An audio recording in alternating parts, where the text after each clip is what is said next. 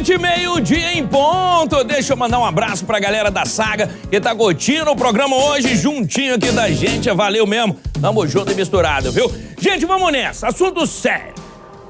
A greve dos rodoviários foi suspensa, mas não acabou. Eles ainda querem uma negociação aí para o reajuste do salário. É sobre isso que eu converso agora com Yuri Ascar, gente. Yuri, primeiro, como foi a negociação aí que suspendeu então essa greve ontem? Com você, meu irmão.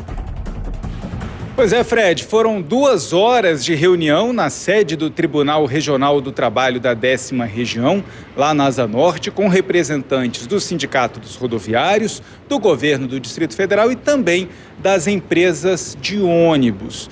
Os trabalhadores querem um reajuste de 8%. As empresas oferecem um reajuste de 5,3% e o papel do governo nessa hora é mediar essa situação, porque se houver um aumento além desse 5,3%, a previsão é que o governo tenha que aumentar o valor subsidiado do sistema de transporte coletivo, aquele recurso que é enviado dos cofres públicos para as empresas manterem o sistema. Só no ano passado esse valor chegou a R$ 1,5 bilhão e a previsão deste ano é que chegue próximo aos R$ 2 bilhões. Então o governo já avisou que não tem previsão orçamentária para reforçar o caixa das empresas para que possam bancar esse reajuste. As empresas dizem que o reajuste de 5,3% não vai impactar em mais repasses do governo. É bom lembrar que a tarifa técnica é uma tarifa que as empresas recebem, que seria o valor de uma passagem cheia, que seria por volta dos R$ 11 hoje, que não é o valor que o usuário paga, é o governo que complementa esse valor.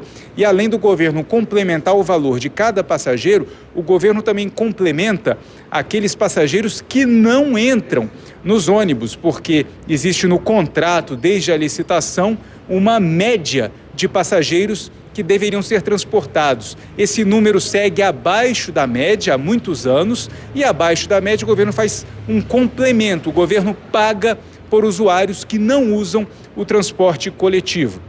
Então, nessa reunião, cada um apresentou ali a sua situação e o que ficou decidido? A reunião serviu para marcar mais uma reunião, Fred. Cara, e olha outra coisa, sabe? Eu até discutia com os meninos aqui, a gente falava o que era bom, o que era ruim. Eu não tô na pele deles aí, paciência, vamos deixar essa negociação continuar, né? Eu só acho que não pode fazer como fizeram ontem. Eu acho que tem que ter um respeito, né, pela nossa população, é o mínimo que tem que ter, é o mínimo que tem que ter. Se fosse comigo, perderia alguns pontos por isso.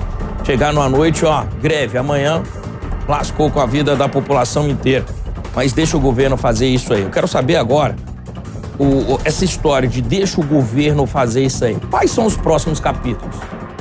Pois é, agora a mediação não vai ser feita pelo TRT, o Tribunal Regional do Trabalho. Quem assume a negociação, a mediação, é o Ministério Público do Trabalho. Uma nova audiência está marcada para amanhã, exatamente com representantes dos rodoviários, das empresas e também do governo do Distrito Federal. E como você bem lembrou sobre a greve, ela foi considerada ilegal e até suspensa, ela foi considerada abusiva pelo Tribunal Regional do Trabalho, exatamente porque a população não foi comunicada com 72 horas de antecedência e também não houve um número mínimo exigido por lei para que os ônibus continuassem oferecendo o serviço à população. E isso mereceu, inclusive, um puxão de orelha do presidente do Tribunal Regional do Trabalho. O desembargador Alexandre Neri de Oliveira disse, inclusive, que quer uma postura razoável dos 3 que estão fazendo a negociação, né, o sindicato, o GDF e as empresas de ônibus, e lembrou que uma greve em que nenhum ônibus circulou é totalmente fora do padrão, que em serviços essenciais a comunidade tem que ser respeitada, tem que ter a manutenção mínima dos serviços e não é razoável que nenhum ônibus circule. Ou seja, pode haver aí um risco de novas paralisações, mas o desembargador já deu aí o caminho das pedras. É preciso avisar os usuários e é preciso manter um número mínimo de ônibus em circulação. E por que existe esse risco de nova paralisação?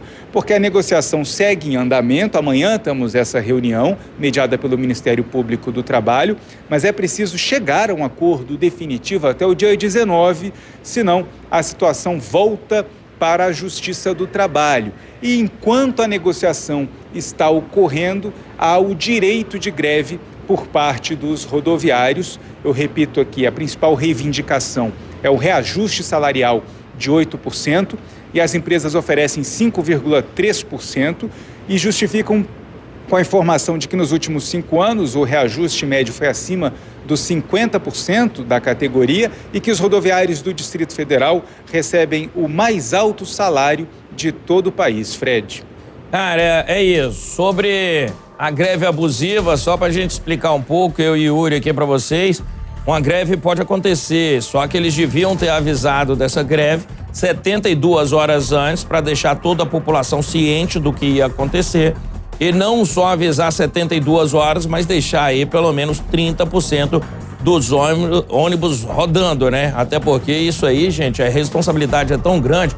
Já pensou, né, Yuri? A galera que trabalha num hospital, o padioleiro, o enfermeiro, o técnico de enfermagem, o médico também, que precisa de um transporte público para ir trabalhar e não conseguiu ir trabalhar. Uma emissora de TV aqui com uma centena de funcionários, sabe?